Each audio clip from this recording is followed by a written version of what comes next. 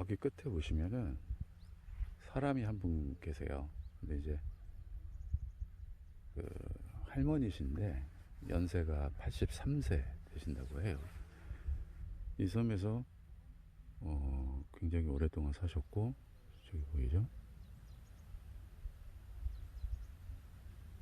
네, 83세인데 모시조개를 매일매일 캐세요. 저희도 가족들이 좀 샀어요. 어, 굉장히 건강하세요. 힘도 세시고 모시조개도 많이 캐서 오시면 되게 무거울 텐데, 개인적인 생각에 바닷가에 사시면서 저렇게 매일 뭐 운동 겸 저렇게 자유전자를 많이 받으시니까 건강에 도움이 되지 않나, 건강하지 않나 이렇게 생각을 합니다. 우리 인체는 60조 개의 세포로 구성되어 있다고 합니다. 그리고 좀 더 이렇게 안으로 들어가면 세포 하나에 120조 개의 원자로 구성이 된다고 합니다.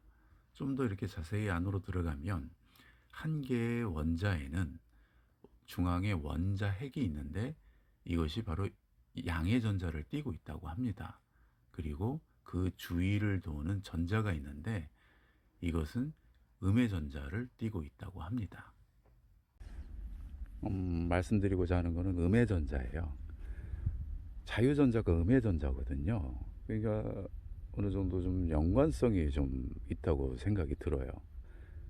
어싱을 하게 되면 그 책을 읽어보면 뭐 내용도 굉장히 많지만 딱 요점은 이거예요. 그러니까 땅에는 자유전자가 많고, 그리고 그 자유전자는 우리 몸과 이렇게 서로 연결이 되어야 된다. 그래서 들어와야 된다.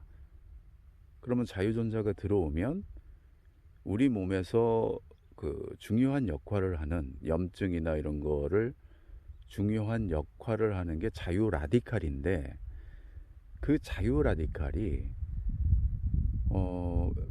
외부에서 이제 상처가 생기거나 염증이 발생되면 활동을 해서 걔네들을 이제 무찌르는데, 자유 라디칼이 제대로 이렇게 문제는 그 나쁜 염증들을 무찌르고 난 다음에 좋은 세포까지 공격을 한다는 데 문제가 있대요.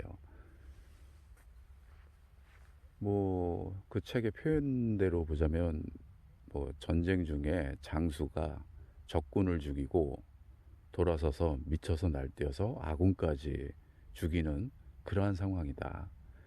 근데 얘가 그 자유 라디칼이 처음에는 필요 없는 존재인가 이렇게 생각했다가 나중에 보니까 굉장히 필요한 존재라는 거죠. 그래서 자유 라디칼이 그러한 일들을 하지 않으면 우리 몸은 굉장히 병에 굉장히 노출이 많이 되고 좀 위험해질 수 있다는 거죠. 근데 문제는 좋은 세포까지 공격을 하니까 그게 문제인데, 여기서 이 자유 라디칼이 자유전자를 만나면 중화가 된다고 합니다. 그 중화돼서 안정화되는 거예요. 그러니까 보통 황산화제 얘기를 많이 들어보셨을 거예요.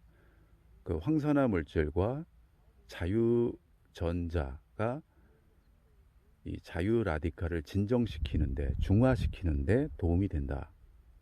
꼭 필요하다는 거죠. 그러니까 자유전자가 부족하면 계속 이 자유 라디칼이 날뛰면서 염증을 만들고 또 공격하고 또 염증을 만들고 이렇게 하면서 그게 만성 염증이 된다는 거죠. 근데 그 만성 염증이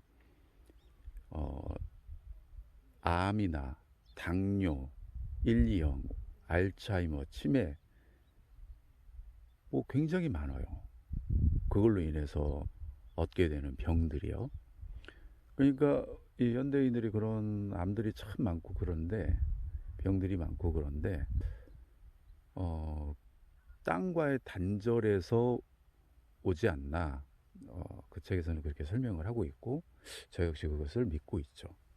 그러니까 될 수 있으면 우리가 틈만 나면 왜 휴대폰에 그 배터리를 충전하듯이 계속 틈만 나면 땅하고 연결을 하셔야 돼요.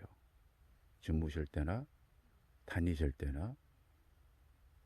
또 그걸 하면서도 또 뭐 적당한 운동, 그리고 영양소 있는 음식, 네, 이렇게 하면 많이 이제 건강해지지 않을까, 이렇게 생각을 하고 있습니다. 저 할머니를 이제 몇 번 봤는데 되게 건강하세요. 연세 83세 저렇게 그 조개를 잡는 일이 되게 힘든데 저렇게 움직이고서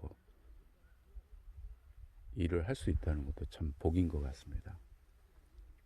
네, 오늘은 여기까지 하겠습니다.